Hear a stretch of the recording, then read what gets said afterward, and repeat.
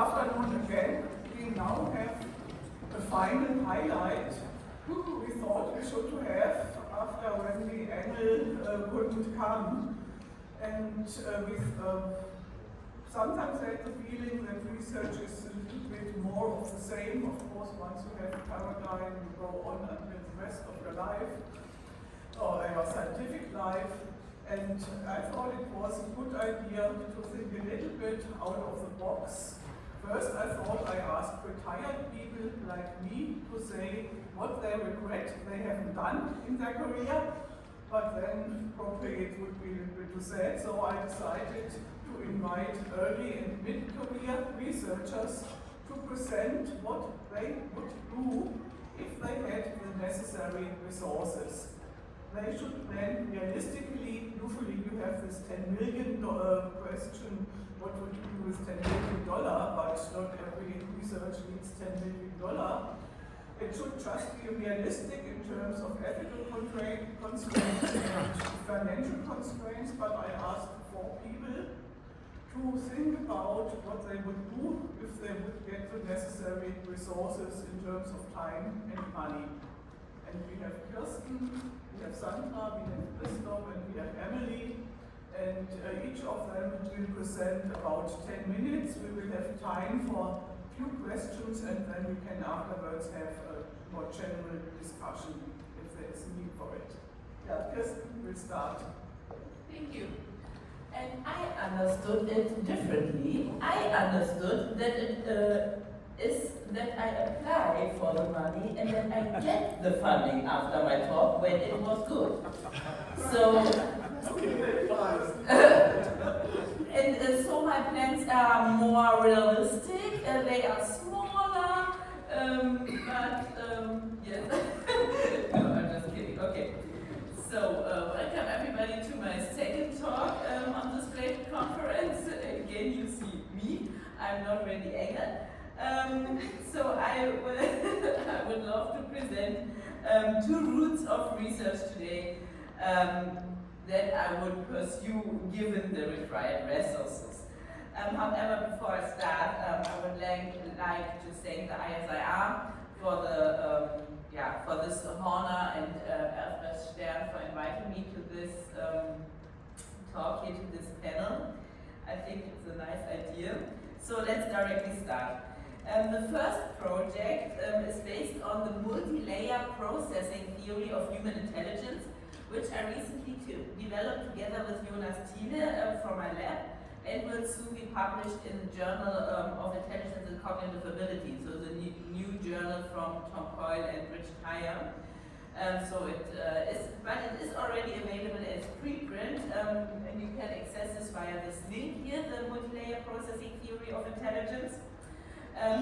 Which conceptualizes intelligence as emerging from a brain network, as emergent property from brain network processes that operate on and interact across multiple temporal and spatial scales. More specifically, we propose that intelligence arises from the interplay between fast local neural computations and slower long-range interactions among large-scale brain networks. Unfortunately, I don't have time now to explain it in detail, but the most important fact is that the multilayer processing theory overcomes not only the limitations of existing theories, but also provides a high number of concrete testable hypotheses. As a core assumption of the multilayer processing theory of intelligence, consider multiple temporal scales as well as multiple spatial scales simultaneously. Neither EEG nor fMRI serves best to empirically test these claims. In contrast, MEG, so magnetoencephalography, would be perfectly suited as it combines relatively high spatial and high temporal resolution and would thus directly allow us to test these hypotheses. Critically also, MEG has only very rarely been used in intelligence research. And there are only 3 studies, at least to the best of my knowledge, that applied MEG to the study of intelligence. So I believe this is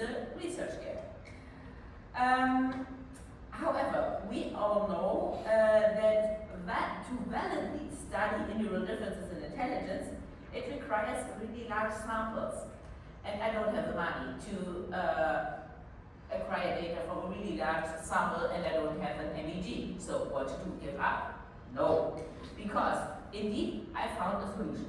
There exist two open data sets, which I got already also access to, that have MEG data that you can see here. And we will use this data sets. This is the Human Connected project, which has MEG data from 95 participants, and the ChemCam data set with a large, higher number of above 60 MEG data sets. Thus, we would use the ChemCam data set as our main sample, and for independent replication, the HCP sample. And this would allow us to test our hypothesis. And here are my concrete study ideas planned in this project. At first, we would follow one of these studies that were already published about intelligence using MEG from 2022, who found higher intelligence to be related to gamma coupling, indexing local processes in segregated brain networks, as well as to lower frequency dynamics reflecting between network long-range interaction. And both this would directly support the multi-layer processing theory of intelligence. However, they compared in their study only two relatively small groups of 30 persons each, applied only a very, not the most appropriate graph measures in our feeling, and it is also unclear whether their results generalized as they tested them only in one sample and only in a small sample. So we will start in trying to replicate it and with a cross-validated predictive modeling framework to get really robust generalized results. We will also use different graph features. Exactly. And in the second study, we plan then to transfer this approach to task data in order to test whether the observed associations stay the same or change during cognitive demand, during actual cognitive demand, not only resting state data. In the third study, we plan to focus on the complexity within small subnetworks with entropy measures, because in regard to this, the theory makes also concrete assumptions. And fourth, we would plan to combine our insights to construct a multi-layer brain connectivity network. This type of mathematical representation has recently been developed, and in our opinion, this captures much closer, much better how the brain actually computes. There is not only one network, coming back to the question before, we have not only one connection, we have not only one network, we have multiple networks acting on different spatial scales, on different temporal scales, and maybe this mathematical approach allow us to model this best. I don't know, we will see. So let's move on to the second research project, which I would love to pursue in the future, a network neuroscience perspective on exceptional cognitive abilities. Actually, this research project has already been pre-registered. Here is a link on the Open Science Framework and can be accessed already when you would like to see it, what we had in our mind.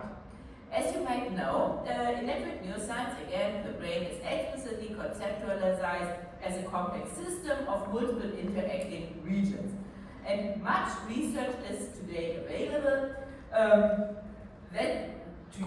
using this approach to study the neural basis of intelligence. Individual differences in intelligence has been associated with brain network characteristics of functional networks as well as structured networks, although the results are a little bit heterogeneous, but okay.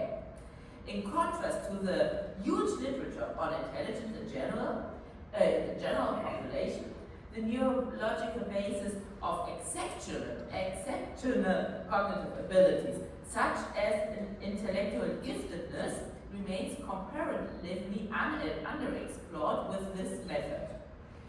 Existing studies suggest differences in structural functional connectivity, but really few studies. And the empirical evidence is also limited because most of them rely on the Mensa sample, and we think that the Mensa sample is not representative for a gifted population.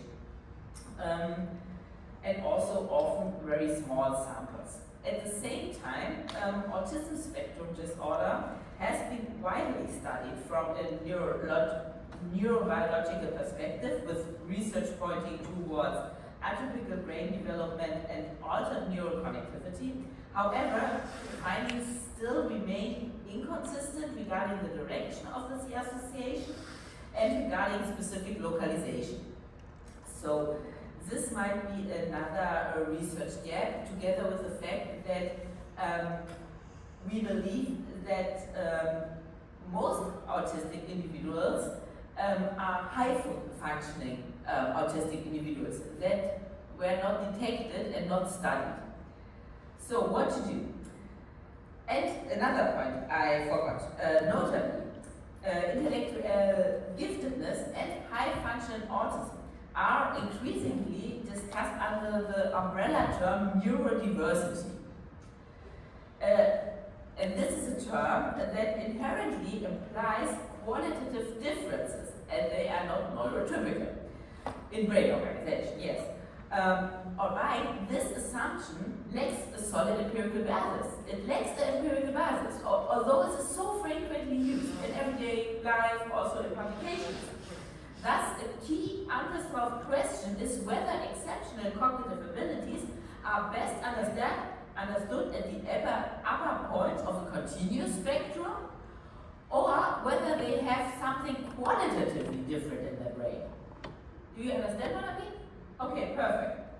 So, we would love to investigate exactly this question from a network neuroscience perspective, with network neuroscience methods. Are there qualitative differences, or is it a continuum, and they are also quantitatively different?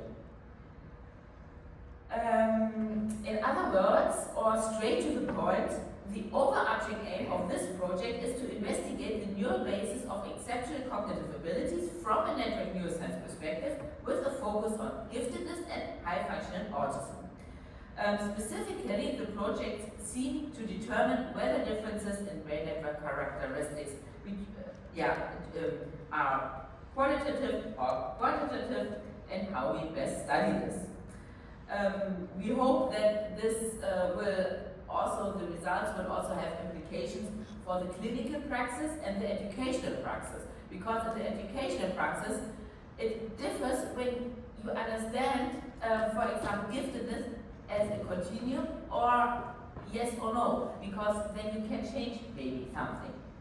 To achieve this goal, 4 concrete studies are planned. First, we plan to systematically examine associations between cognitive ability and large-scale brain networks, and to see are they quantitative or qualitative. Second, we plan to investigate developmental trajectories of brain network organization to determine whether it is only an accelerated development in the brains of gifted persons, or are they fundamentally different, the developmental trajectories. Third, we aim to explore the relationship between giftedness and high-function autism. Have they overlapping or distant neural correlates?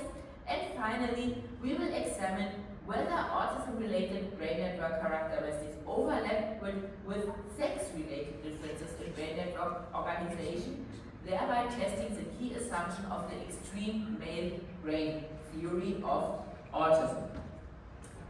Given the very limited time, I will not go more into detail. I'm sorry. I will leave this to the panel discussion. But it is important to mention that these projects are not my project. These are the projects of our research group. And Paulina Blinke, also here today, and Tobias Nöth, also here today, will focus on them. Yeah, thank you.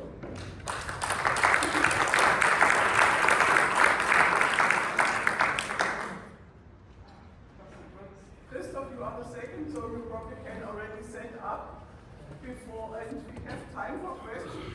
No. For some reason, I'll take the other one. It seems yeah, this is better probably. So who will join this project, please? Yeah. Who will give me money? Yeah, I'm asking the same question. Maybe we can rob a bank together. But first of all, very impressive, very, very impressive work, actually. I just have a question regarding the replication that you envisage. So you say you will start from the CAM-CAM study and then attempt to replicate in the Human Connectome project. The only thing that is I've seen from in terms of the CAM-CAM is the age. It's an aging population. Yeah. And do you see this as an issue because you're basically trying to replicate using a smaller and a healthy young sample? So in other areas I've seen actually that the CAM-CAM data shows age effects on the connectivity and so on and so forth. Yeah, that's absolutely true. On the one side, we explicitly want to study these two concepts in the adult population and not in children population because there exist much more studies in children. And we are interested in the adult population, but you are completely right, the CAM-CAM is an older data set and it is a very hard test for replication. But when it replicates, then it is a really, really strong effect, and we can also, because this data set is so large, we can also make subgroup analysis, we can model age, we can also compare two groups of older HCP participants, because the CAM-CAM is so large that it's really difficult because you need a huge population to have at least a sufficient number of gifted persons in there, but we explicitly do not want to discuss details later of the Okay, project, sorry. probably in the interest of time, Kristof should not go on. Thank you. Thank you.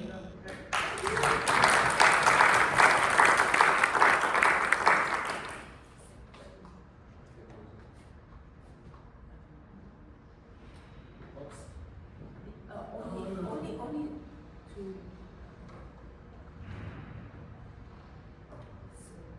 Your job is you open it first. Notice?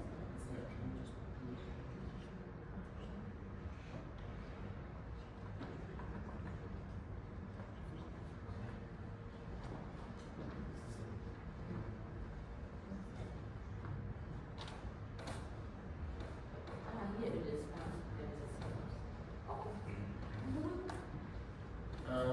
Hi, thank you for being here for the last session.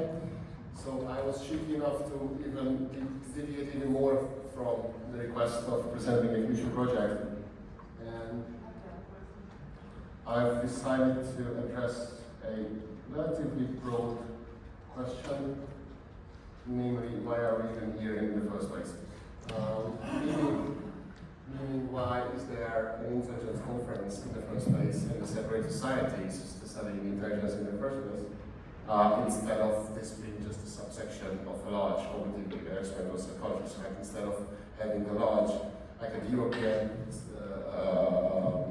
Society for Experimental Psychology's Congress or the Psychology Society's annual meeting. Frankly, they have subsections on attention, perception, or consciousness about the same size as they are. And that was just, I would like to start with two personal remarks. I was trained as a cognitive psychologist. My university never offered a course in intelligence, as most universities do not. Actually, there was no proper class, a university course in intelligence in Hungary before I started giving one. So I was trained as a cognitive psychology, and to the horror of most of my professors, I was always interested in individual differences, which was a very strong deviation from what. But most friends and colleagues are doing very nice things like infant cognition or face perception, and compared to that, this individual differences thing is just suspicious. And I'd like to make it very clear, it's not that I'm not thoroughly enjoying being here. I just did a little check, and I'm not sure if it's the 12th or 13th ISIR, because I'm not sure about one, but it's at least my 12th ISIR, so it's a conference that I've been at the most times, and I really, really love the interdisciplinary about it. So I'm really happy that I'm not only surrounded by cognitive psychologists after all, but people from education and all sorts of fields. But still, it's a reasonable thing to ask. Like, how did it happen that cognitive psychology is so sort of afraid of individual differences, or based on psychology? And as a spoiler, it has changed very recently. And it's changing recently, and that will answer my answer to the original question, like how do I see the future of these things. So what I'm going to present as something that I would love to happen, and I think is starting to happen, sort of a reunification of cognitive psychology and individual research, is not to replace ISIR or intelligence, which or this conference, which I will be very happy to end for the next dozen times, as I was in the last dozen times. So probably some of you, please raise your hand if you're aware of Kovacs' paper on the two disciplines of science research. Okay, it was his presidential speech. So when he was actually president of APA. All APA president-elects have to give a speech, which is typically very boring as presidential speeches typically are, not all of them. But I mean, scientifically, not to hear them as speeches. They can be very entertaining, but usually don't have the value to become highly cited scientific papers. That's not the nature of presidential talks. This is an exception. This was a presidential talk and became a very highly cited paper about the two disciplines of scientific psychology, which he called experimental versus correlational. And he distinguished that experimental includes what we call cognitive, and he states that individual differences have always been an annoyance rather than a challenge to the experimenter, and that basically covers mainstream experimental cognitive psychology. And it's, as an undergrad, I'm sure many of you have had the same experience. Basically, individual differences are just noise and annoying thing. And if you're doing within subject designs, as most experimentalists do, and you compare group means, then statistically speaking, it's indeed noise. But that's something to study on its own as well as studying. And as Kovacs said, the correlation psychologists in love with just those variables the experimenter left home to forget. He regards individual and group variation as important facts of biological and social causes. And he said that he actually, as APA president, identified this distinction in scientific psychology as the biggest challenge to overcome in psychology. And in 1957, he said that this was very strongly the case. And this is well known that Kovacs said this, but my impression is less well known how that situation came about by 1957. And for that, we have to go back a long time. Raise your hand if you know who this guy is. Okay, this is Wilhelm Wundt, the founding father of experimental psychology. In all textbooks of psychology, he is the founding father of science and psychology because he was the first one to establish an experimental lab to study psychology, which was mostly about perception, of course, in 1987 in Leipzig. And there he used an introspective method, which I will talk very briefly about because it had a very crucial role in him not allowing to know individual differences. He explicitly formed research on individual differences. Even though two of his students were very keen on trying to convince him that individual differences in the sensory and perceptual abilities are really important and worth scientific study. And he had two PhD students, one of which I'm very sure everybody knows. Do you know who this guy is? This is a less well-known picture of him. The other one, this is a much well-known picture now, everybody. Yes, this is Charles Schumann. So Charles Schumann was a PhD student of Wundt. And he was strongly influenced by Wundt, and of course strongly inspired by Galton as well, including Galton's theory that intelligence is determined by sensory discriminatory ability. And all that people did in Wundt's lab was studying sensory discrimination, like 80%, the rest was like visual illusions. And it seemed only very logical to use that equipment to not only look at the effects, the within subject effects, but also between subject findings. And Wundt said, not in my laboratory. So it was, Spearman did a PhD in, I think, some kind of visual illusion, and only after his PhD could he properly engage in studying the differences. Actually, he did his work while at graduate school. Spearman did most of his individual differences. Yes, but not there in that lab, but while at graduate school. Yes. But not in Wundt's lab. There another person who was a student of Wilhelm Wundt is this guy. I don't know if you know him. This is James Mackin Cattell, not to be confused with Raymond Cattell. Raymond Cattell is the author of fluid and crystallized theory. This is James Mackin Cattell, and he's the author of the first mental test that was way before Galton, 16 years before Galton. He was so inspired by Galton and Wundt. So his test of intelligence, or mental abilities as he called it, was only the last one. It's better a series that's the sort of thing that appears in modern day IQ test. All the rest are just strong Galton inspired things. At the same time, some things like least noticeable difference in weight.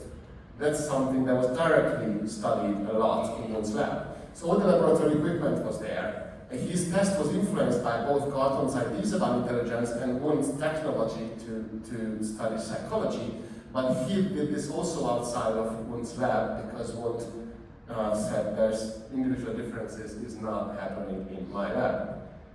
So why did he say so? And in order to understand that, we just have to know that the statistical methods to study experimental things in psychology started to develop properly in the 1920s. He were doing N equals 1 studies all the time. So all the experiments had a sample size of 1. And these samples of 1 were trained experimenters, so people were basically doing experiments on one another using this introspective method under the belief that one can consciously access their sensory and perceptual processes and report them. And the things they studied were like when a sensation entered consciousness, like pressing a button when you see a change in color, or classifying discriminating sensations, or judgments about perceived qualities and quantities as well, like the difference in weight. Yes, you can see like differentiating to tones or to weights. And in order to be a proper subject in Wundt's lab, one needed to be trained. But the assumption, so that they had to be trained to be able to properly access their own consciousness and to study their own mental processes, and to how to sustain a heightened state of awareness. But the idea was that everybody, once trained, can be a proper introspective subject. And I'm not the only one asking this question why Wundt, sorry for the typo, did not align with Wundt's lab. And the historian of psychology called Lamiel argued that it would have been a direct challenge to the entire introspective enterprise to admit that there are meaningful individual differences, because then the validity of all of these N equals 1 studies would have been called into question if there are differences, actually meaningful differences between people.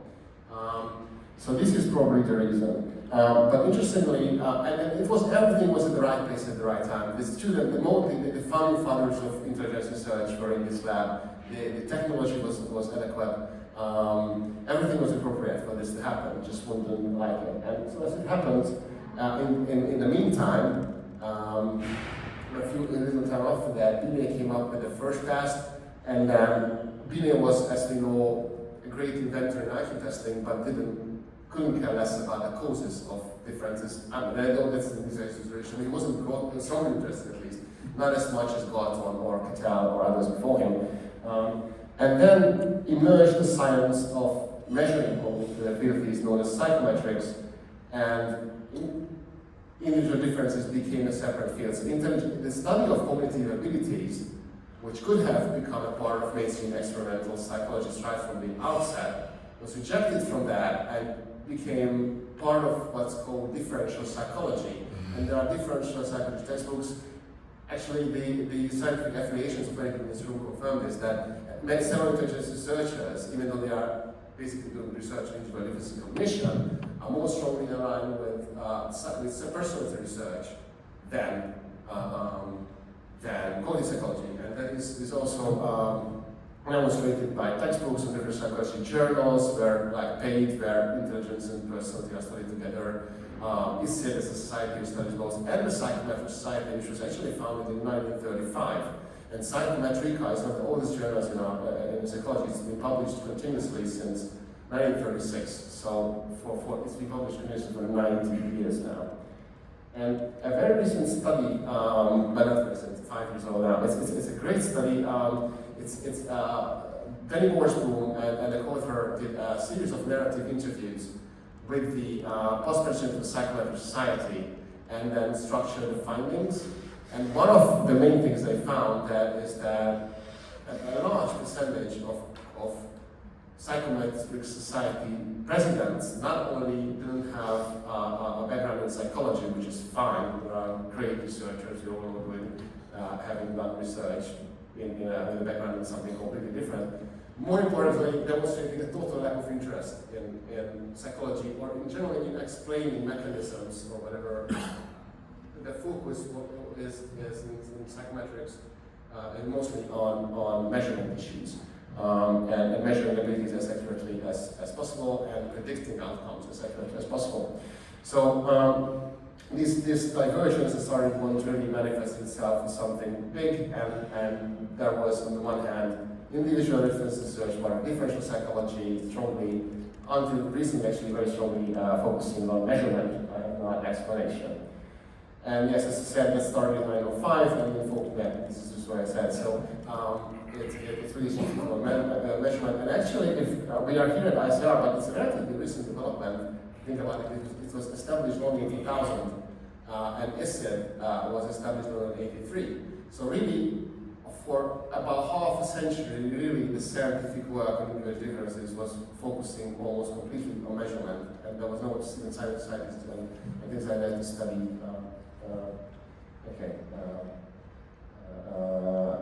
Mechanisms of individual differences. And this started to change in the 1980s. I work in capacity. I still mostly identify as a cognitive psychologist doing individual differences. And so I saw that most of my colleagues just started to become interested in individual differences because of working on capacity. Working with memory became a very influential construct in cognitive psychology. And all of a sudden, individual differences were measured in it, and cognitive psychologists found that this is meaningful, and this is not noise. This is something that predicts outcomes. This for a lot of reasons, it has proper neural background, of course, to study. And the first task in cognitive psychology, focusing on individual, is the Reading Span task, which was published in 1980 and has now more than 11,000 citations. And the first literature was started in the late 90s, early 20s, mostly by Emily, actually. And so the future, as it's at Psychometric, if you're familiar with it, it's a large cognitive experimental psychology society with more than 4,000 members and about typically 2,500 attendees of its annual meeting. And it publishes prestigious journals, something that I will return to, shamelessly, I should say. Until very recently, it had been published in 7 journals, so I just say that. And in 2023, with a few people, we thought that psychometrics had nothing to do with individual differences up to 2023. It wasn't a journal dedicated, there was never a subsection. But it hosts what's called satellite conferences. These are one-day events affiliated to the conference. And we started in 2023, one day. It was accepted by the board to have an individual differences satellite meeting. And now is the third one. There was a one in 2025 for technical reasons. There was no one in 2024.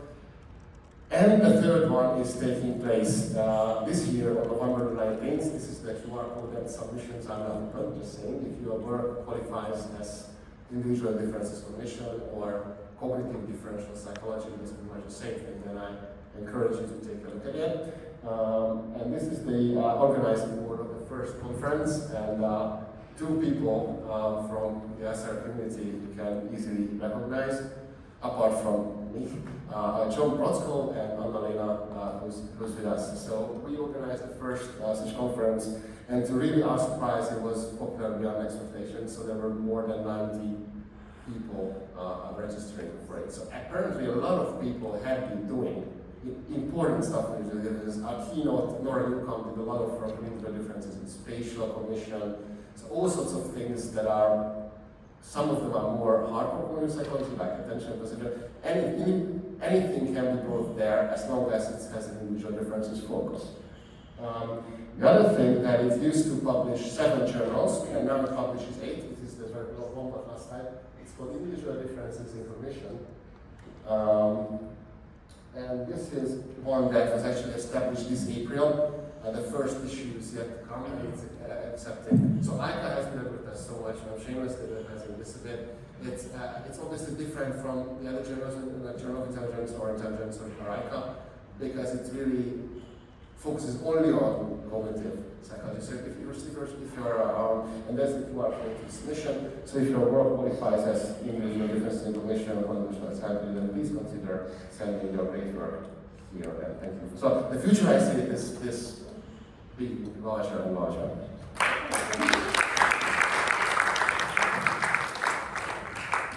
No, where to publish? The question is, of course, still what to publish, but yeah, Sandra will go on.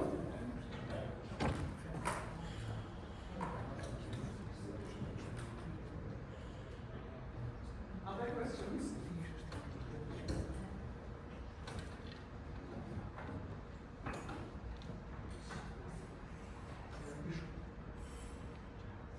Well, I'd like a comment. I think what's unified, experimental and individual differences.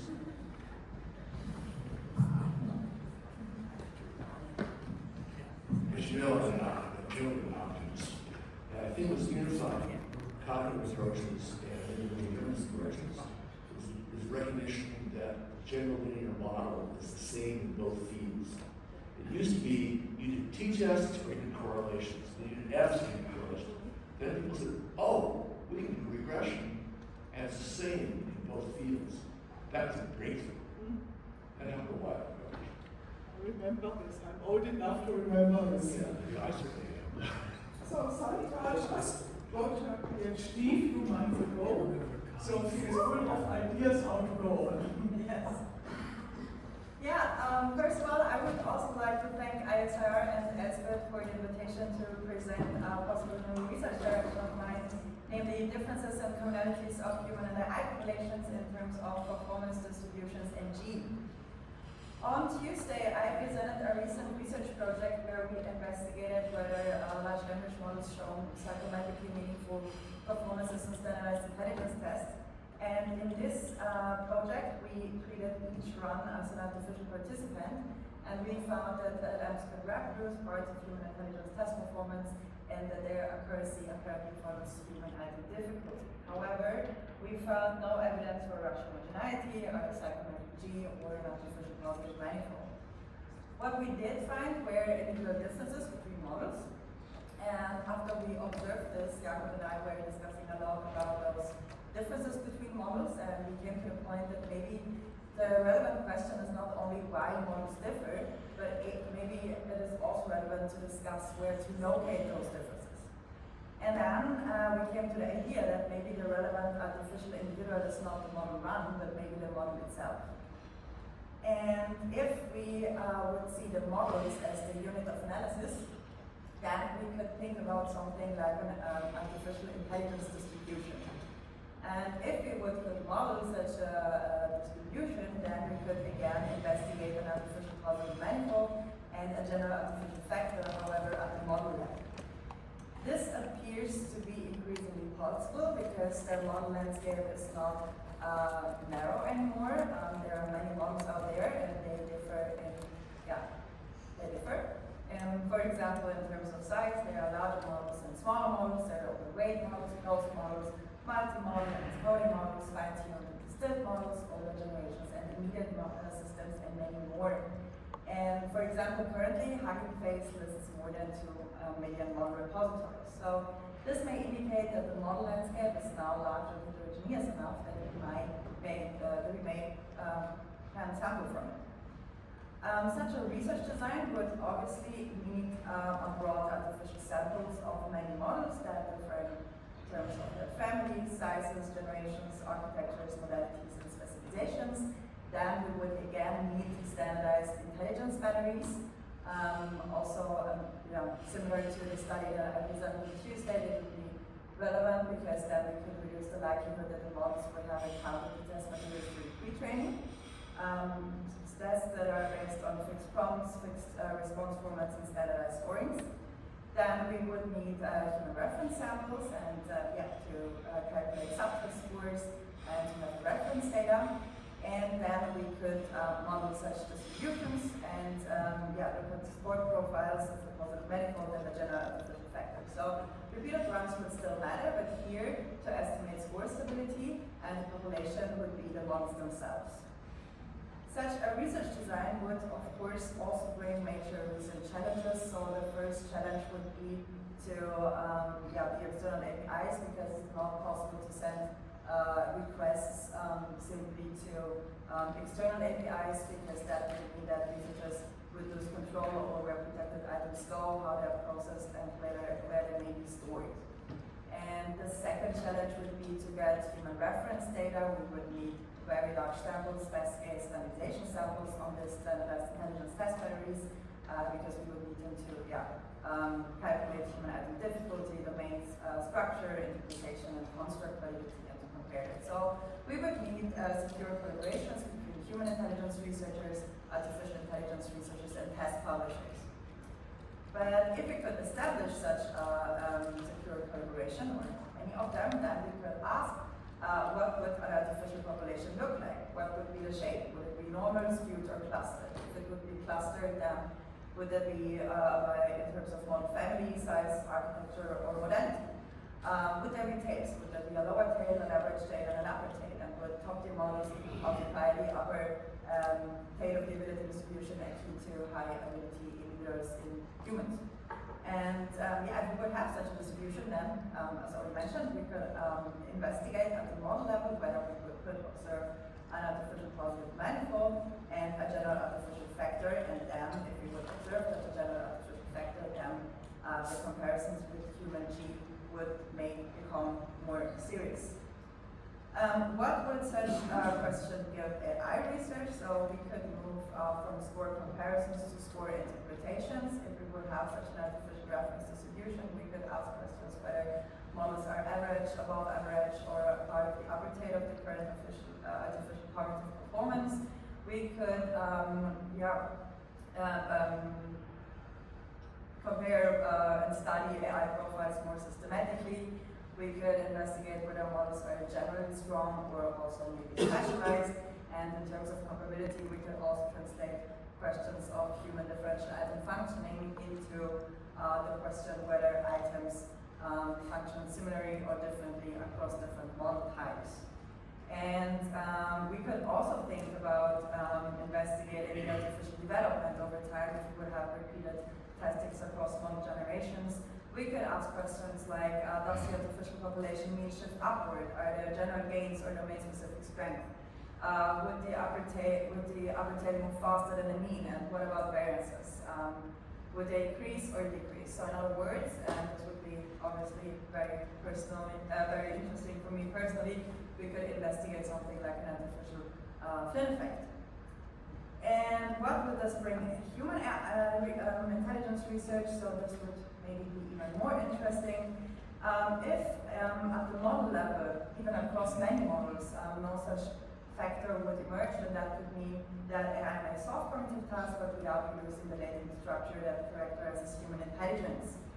However, if such a factor would emerge at the model level, then we must ask whether a positive manifold and G-like structures are specifically human or can also appear in non-human systems. And that would force ourselves to ask what kind of phenomenon G actually is. And this could be different things. So first of all, that such an artificial G could also only reflect scale and like a general artificial factor and not necessarily psychometric G in the human sense. Second, it could also reflect something like task properties or task properties. If it has similar demands, then such a factor could reflect shared variance or maybe also the test iteration rather than cognitive structure. However, if such a factor would be stable across materials, domains, model families, architectures, and generations, and would not not reproducible to size or training history, then this could indicate that the supplementary G is not human only, and then we could think, or this could introduce new theories of why such factors emerge and what they actually mean. So in all, I don't think that AI populations would replace human data, but they could provide a new comparative test bed. As we all know, in humans, intelligence testing is often slow, expensive, and ethically difficult. If we would have something like AI populations, that we could investigate almost in fast motion how ability distributions shift, how appetites move, how domains develop evenly or unevenly, and we could just re-examine some of the most established findings of our field. And let's see where this goes. Thank you very much for your attention.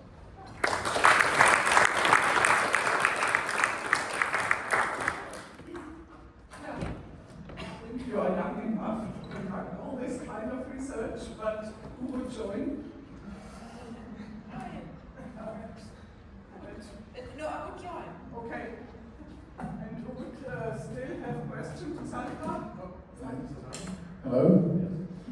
Thank you for the talk. I'm obviously very interested in that sort of thing, and I've got an idea for you to try to get the money that Elsbeth said that is available for funding. The general factor, or I should say the positive manifold, is impressive because somebody who scores high on verbal ability tends to score high on spatial and working memory and processing speed, and across a whole large number of dimensions. Now, whether that's a latent G or a process model, doesn't matter. The fact is it's really impressive and it's very impactful. Large language models and AI systems may or may not demonstrate a system like that, like humans. And the reason why governments should fund your research is that it's more dangerous for an AI system to genuinely produce a positive manifold. And if you can say, I'll know when we've got that, you will be able to alert governments that they need to regulate this even more seriously. And we've got $5 million right now. Easy. Thank you. Thank you. So, Emily, please. Great, thank you. And thank all of you for staying this late, this last day of the conference. So I'm going to talk about something pretty completely out of the box in terms of my own research. And for those of you who were at Berkeley 3 years ago, in 2023, I was asked kind of at the last minute to talk a little bit at the business meeting on the last day about how I saw the future of our field and the future of our society. And I had to come up with something kind of on the spot, but among other things, I remember mentioning that I strongly felt that AI was going to be very central to the future of not just our field, but to science in general. And so that's really what I'm going to talk about today.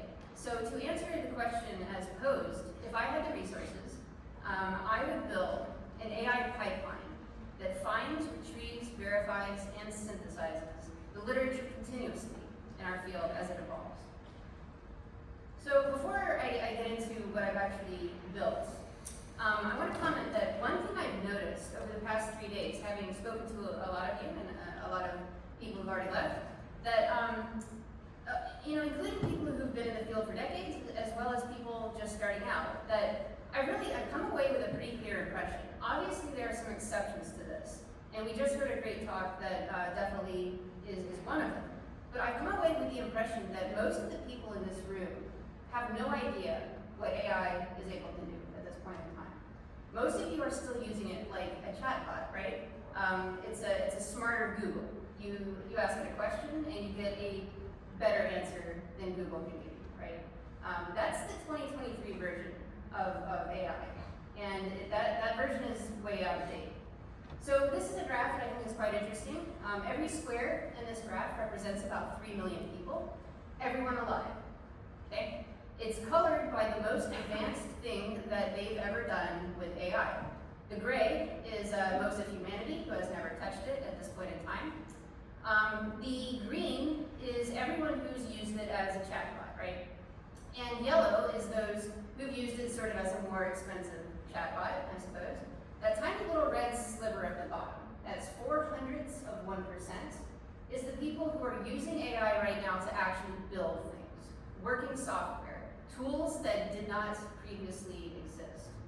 So the gap between what that green band can do get out of AI and what that red sliver gets is enormous.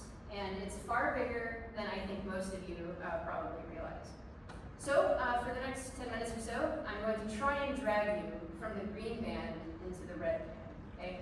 I'm going to show you 3 real tools that were built, not by writing code line by line, like most of us have done for most of our career, but by using coding scaffolding. These tools are really cool, okay? And I'm proud of them. I think they're quite useful. But it's really what these tools imply about where this is heading and how fast it's heading there. That's really the real reason that I'm talking about this in particular and not reaction time and genetics. So I'm going to come back to that at the end. So I had a prediction in 2023. I'm going to give you 4 more predictions for the next 5 years. I think that in the next 5 years, artificial intelligence is going to make your job as a researcher easier. And these 3 tools that I'm going to show you are examples of how it will do that. It's going to make your job as an educator harder. Some of you have almost certainly already experienced this with students really going out of their way to avoid learning, and AI is certainly making that easier for them. It's also going to make your science better, and that is the main point of most of this talk, about how we can use the frontier models and stretch the capabilities of AI to actually make science better, more accurate, more reproducible, and so on. But I'm going to end on this note. It's going to make our world very different in the process. And there's a lot of debate about whether that difference is ultimately a good thing or a bad thing. So this is the project that I would build if I had the resources. I've already built most of it, and I'll show you that now. First, I want to use AI to help us find, to fetch, to pull together, to verify, to check the research in our field, and then build it towards this ultimate goal, which is a massive, all-encompassing corpus of basically all of the knowledge that our field has produced. Not a tiny goal, right? So, this is the first thing that I've built. It's available on GitHub if you want to look at it. I've called it Fascicle. It is an intelligent personal paper screener. Everyone here has probably at some point used keyword alerts for papers, like Google Scholar keyword alerts and so on. And they push papers that are relevant to your interests to your inbox. They pretty much all kind of suck. Their keyword searches are really bad for this kind of thing. You end up with a lot of junk, you miss a lot of great stuff, right? Instead, what we're going to do here is we're going to seed directly from your library, papers that you already have that already are interesting to you. And the way that it does that is citation overlap, not keywords. So I built this app that it's actually kind of like Tinder for researchers, right? It pushes papers based on your library to your phone. It pushes a bounded number of them every day. You swipe right to keep, you swipe left if it's not interesting. One thing I built into it is one exploratory card that pushes a little bit outside of your field of interest to expose you to new things. So next, one of the cool things about this is it isn't just based on, like I said, it's not just based on keywords, right? It's based on a bibliographic coupling. It is completely transparent. It will tell you why it thinks you're interested in this paper. It'll tell you how many sources overlap. It'll tell you what sources they are. It has 2 modes as well. It can grab papers that were just recently published or published in the past if you set it to that. It also is set to grab preprints that were put up hours ago. So you're right at the forefront. And it ships as basically an app, right? I'm intending to eventually make this into an actual iPhone app that gets approved by the Apple Store. I'm going to make it free. So that's Fascicle. Second, Retriever. Everybody wastes a lot of time individually downloading papers. I certainly know that I do. Scrapers certainly exist. I've used those as well. They also kind of suck. Okay, so I've built something that does all of this for you. You hand it a list of DOIs, of titles. It can be messy, authors, whatever, partial titles. It will fetch the papers automatically. This is another version, another thing that I put on GitHub. I will mention, so the way that I've built it so far, this only works for open access papers because it's, unambiguously legal, right? For paywall papers, it's more complicated, but it's not technically illegal. If you want to know more about that, please talk to me later. I consulted my personal legal consultant on this issue. That's Claude in chat, attorneys at law. So this is very simple and efficient. It works very well. In my biggest test so far, I gave it a list of 800 papers with a 96.4 success rate. It's very simple, it's quick.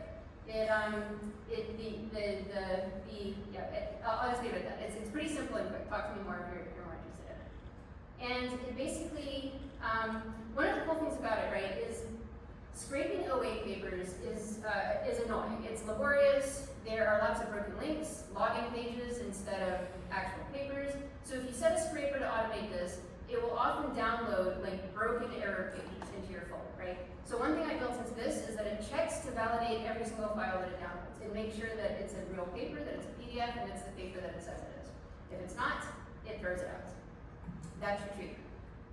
Third tool, ReproCheck.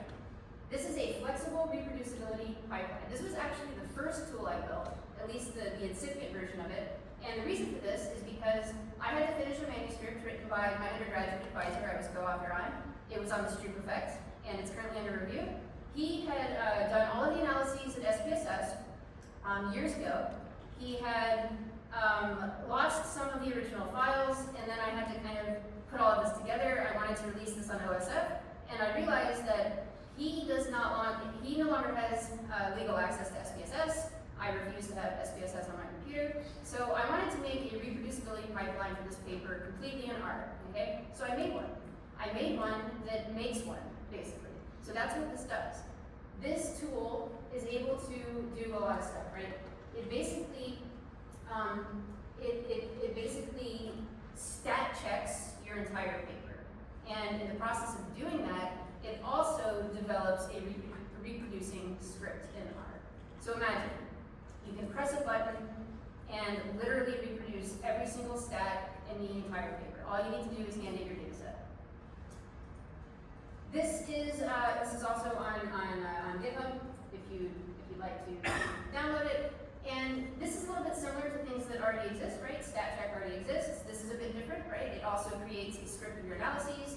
And imagine once this kind of thing in general becomes standard and easy, science is definitely going to get better if everyone does this kind of thing. Every paper that you publish, every paper that you read, everything can be reproduced in a click. So yeah, this is just an example of how I've run this on my Stroop paper. It actually found 3 interesting errors the first time I ran it.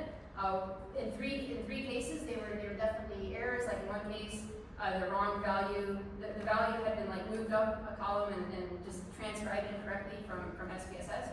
I'm not sure if anybody would have noticed that, not even reviewers, if not for this tool. Okay, so find the papers, fetch them, check them. Here's what it's all for, right? So our field has gotten too big, all fields basically, this applies to all fields, to hold all of this information that we're producing in our head at once, right? Nobody can read everything. There's genetics, testing, education, neuroscience, there's so much, right?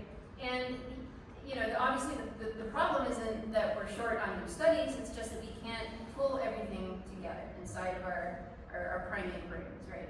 So what I've done here is I've started to build a kind of living organic encyclopedia for the entire field of intelligence research. It reads the literature, it organizes it by topic, not a page per each paper, but basically everything we know about a question, a concept, in one place, right? Every number in it links straight back to the paper it came from. You can check it yourself. It's basically the opposite of a chatbot, right? So what I've done with this so far, it basically has to only rely on open access papers. I'll tell you why in a minute, as well as preprints, other freely available information, and so on. So that's really the bottleneck for doing this kind of thing. Now the infrastructure for this tool already exists. It's called LLM Wiki. There's a second version of it here by Andrea Karpathy. So that's what I built this on. And here's the thing though. Why hasn't this been done properly before, right? All of the tools are available. Nobody maybe has put them together quite yet, but the tools are basically all available. Well, the reason that this hasn't really been done properly yet is because of what it needs. And that's how I'm kind of answering the question of this panel, what I would do. What it really needs is it needs university computers, or virtual machines, it needs storage, it needs cooperation with your university library, or it needs a fleet of these bad boys, which is what I would use this money for. So, in any case, what is the point of running this in-house, right? Well, it's our library licenses and our publisher licenses, right? They prohibit this kind of thing from being okay, right? The terms of service restrictions in university libraries are one issue. Publisher terms of service restrictions are another. In a nutshell, you're not usually allowed to run paywall papers through the frontier models because that means you have to send them to a server, right? A distant server. So we can run open source models on a home computer. The weak ones that we can run on a laptop are not good enough to do this kind of thing very effectively. So the solution is to start, for example, a university level initiative to run the best open source software models that we currently have on university machines, on supercomputers, on virtual machines, or in your basement. The appeal of doing it this way is really the open weight models that we actually have today are better than the frontier models that we had just a couple months ago. GLM 5.2 is currently the best one, as far as I know. Now, this might seem like kind of just a little hobby project, so I'm going to try in the last couple minutes here to really emphasize the value of this kind of thing. I believe that the value of something like this done properly across a reasonably small contained field like ours really cannot be overstated, okay? Every major claim from every major study, synthesized, integrated, updating in real time. Every time the paper grabber grabs a new preprint, checks its stats, and adds it to the library, it grows organically in real time. Information synthesis happening in real time, automated. Blind spots and contradictions would be exposed by this kind of network, and of course, hypothesis generation. That's really the ultimate goal and the ultimate power of something like this. So this is one example of a specific hypothesis that a tool like this can generate. Your slowest reaction times predict intelligence better than your fastest, right? This is the worst performance rule. Polygenic scores predict intelligence from DNA. Nobody has actually connected the two. So this is a question that nobody's asked, right? Does an intelligent polygenic score predict the slow tail of a person's reaction time distribution more strongly than it predicts their fastest leading edge responses, right? So the model here proposed a within-person tail versus peak genetic dissociation. It would place the molecular signal for G in the propensity to have a lapse, right? That's the mechanism behind the worst performance rule, rather than in peak processing speed.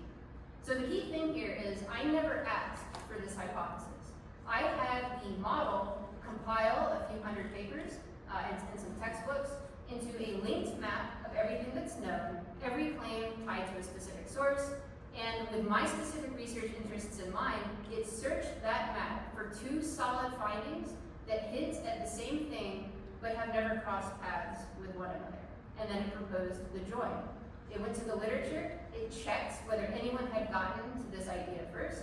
It also checked that the research is feasible, that the measures actually exist together in some data set. In this case, they do. They exist in ABC. So I find this capability to be genuinely a little bit unsettling. And I think we should too. This model was not answering a question, right? It picked the question. It read more of the literature than any of us could possibly ever hope to read. It found a gap that a specialist would be happy to have noticed. And it wrote back an experiment that is, I think, genuinely worth running. And this is just one of thousands of possible connections.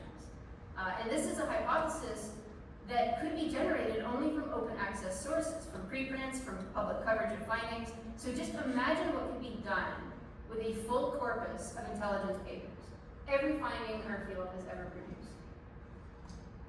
So, I was right in 2023 when I said that AI is going to be central to the future of science. So here's two more predictions that I'm going to leave you with. So I tallied up the abstracts from this conference over the past 5 years that mention AI or AI-adjacent tools. This year was kind of unique. AI is now actually a subject of study So the linear prediction says that next year we'll have about 5 or so. And I don't think the future is anywhere close to being linear anymore. I predict that there will be at least 12, at least double, okay? And many more using it in their methods. My last prediction is that as long as I've been on the board, or adjacent to the board in the society, this line has been in our society's about page on the website. So my last prediction is that it's not going to be there much longer. All right, go forth and build your own stuff. If you have a need for a tool that nobody else has made, open Claude. Open it in your terminal. Try and build it yourself. It's a lot easier than you think, I promise. That's the only way that some of you who have never really considered this stuff outside of the chatbots are going to be able to understand what it can do. So the 3 finished tools that I shared are really quite simple, right? I would say a competent professional coder could probably build them and bug test them to completion, maybe in half a year, maybe a little longer. A person like me could maybe build them in a year, maybe 2 years. Claude could build them in days, okay? Next year, it's hours. The year after that, it's minutes. The wiki concept is something else altogether. I believe at this point in time that this is not something that a single human coder is capable of producing. But before I leave you, it would be irresponsible of me to hype this up without balancing it with caution, right? This stuff is going to change our world. And credible people with a lot of experience who are close to the frontier are very concerned about it. And it's worth knowing about. One scenario that these experts have written about, and there are a couple of places that you can read about this. One of them is called AI 2027. It walks through it month by month. AI doing AI research, improving itself, reaching superhuman intelligence within a few years. That same group wrote AI 2040. This is a detailed argument that we should actually deliberately hold superintelligence back for maybe more than a decade, because the path that we're on risks catastrophe, or a small number of people ending up with more power than basically anyone in history has ever had. I no longer believe that this is hyperbole. This is actually what a lot of credible researchers who are doing the work in the field of AI right now are writing about. And as we sit here in this room right now, the frontier models are being trained to actually improve themselves, which is kind of a scary thought. So most of you who know me know that I care about the future of the society, right? Probably as much as anyone in this room does.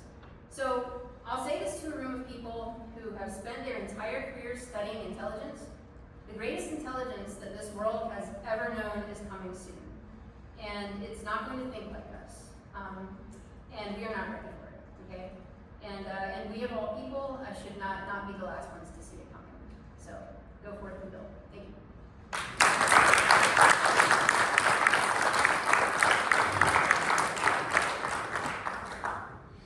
Thank you. It sounds like a good final word, but maybe there is another comment or question to Emily. Or are we all, yeah. Thank you very much. That was a very engaging talk, and great to see passion on the topic. You mentioned about how we can use AI to possibly automate our research and facilitate research productivity. I didn't think maybe a bottleneck is when the AI systems are running, the agents are running the projects on MTurk and such. The data we're getting back are from agents, and so we've got agents doing research on agents. But it might be a backward step. We might have to do only face-to-face testing now because we can't trust the panels anymore. My other comment is to really reinforce your comment, your conclusion. There are other companies like Edison Scientific that are really working on the automation of research productivity, mostly in biology, but ultimately when the progress made there is going to translate into other disciplines. And I would also feel regrettable if human intelligence researchers didn't take a serious interest in AI. My own personal experience is that it's really forced me to think about human intelligence deeper than I ever have. Having to wonder, are the AI systems demonstrating intelligence? If yes, why? If not, why? I'm really having to think about it more than ever, and I think it's making it more interesting for me as as well. So, but obviously there are consequences. Yeah, I absolutely agree. Thank you. Thank you for your talk. So I really appreciate your perspective, and I think I was actually thinking about this yesterday during dinner, that we're as a field are not having a discussion about the emergent properties of AI models. So I was really happy to see your talk, and also thank you for sharing for all your cool tools. Well, I'll be sure to check them out. They seem really useful. I was just wondering with the wiki tool. So with your idea of having it generate research ideas, I think my own personal perspective, at least with the current models, is a bit more pessimistic. Because from my experience, and I've been playing around with it, not feeding it a whole wiki, but for example, research papers or CVs from different researchers and coming up with collaboration ideas, stuff like that. And I always feel that a lot of those ideas are sometimes kind of generic or focusing on one very superficial element that they combine. And then I even at one point tested different models, like for example comparing Opus versus Soul, and finding that it actually sort of generated the same type of research idea. And I was wondering if that could not also be a danger for us as scientists. If we at some point start, let's say we start writing the grants the AI tells us to do, and then we start doing the research the AI tells us to do, and maybe it's not the best kind of research we could actually do if we thought about this ourselves for a bit longer. Yeah, I agree. I also had the experience with asking the chatbot version about novel hypotheses, and it usually is not very creative, right? And this is another, 2 points, I guess. One is this is really the value of the wiki architecture, that it has access to enormously more information all at once synthesized, and it can find, it calls them open triangles, right? Open triangles between hypothesis or existing research that points in the same direction, but that nobody has actually pushed them together in any way. And the other thing is just kind of an obvious point, I guess, but it's that we still need a human brain, and we cannot consent to, let's just take a list of hypotheses from one of these generative processes and just go out and test them without thinking about it, right? There's still a role for scientists, okay? I don't think that we're all gonna, lose our jobs or become obsolete overnight. We do need something to judge, not just what is a good hypothesis, but what is useful and meaningful to ourselves, to humanity, to our field. So I don't think that the primate brain in the loop is ever going to be truly obsolete. So that's my optimistic take on it. Yeah. One final remark from Bill. This is an advertisement for the Bulletin of Atomic Science. We've been discussing these threats to mankind for many years. AI has been added to the threat. I encourage you to go to the Bulletin of Atomic Science, it's open source, and read our articles about AI. It is a frightening threat, not just for our field, but maybe it runs in Washington by AI. Yeah. And so we are not at the cutting edge of the journal, not the cutting edge of it. It's worth reading, as we talk about this every 6 months, about how does this compare to nuclear war, climate change, and AI? Yeah. It's a threat. I don't agree unambiguously that it's a threat. I think that it's definitely a possibility, but I think. And I'm saying we discussed it, how much is it a threat? Yeah, right, okay. Well, I definitely think it's important to consider how much of a threat it can be. But I think that people who are interested in this topic kind of get too black-pilled about it sometimes, and just kind of bogged down by the existential crisis of the potential future, without recognizing and getting excited about how much it can help humanity too. And I think that the help is much closer to our reach right now. That there's so much stuff that we can do with it on the ground right now that actually improves science, that improves lives, that improves medicine, and that's where I think that we should really concentrate our energy at this point in time. Okay.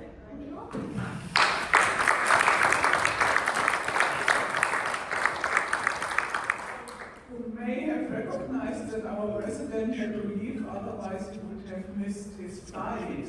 So he asked me to say what he would have liked to say. Thank you for staying here and spending this really insightful afternoon with us. Thank you for coming. And of course, thank you very much to Martin again for organizing this wonderful conference. And maybe he would also like to say some final words. Good? Roland, you get to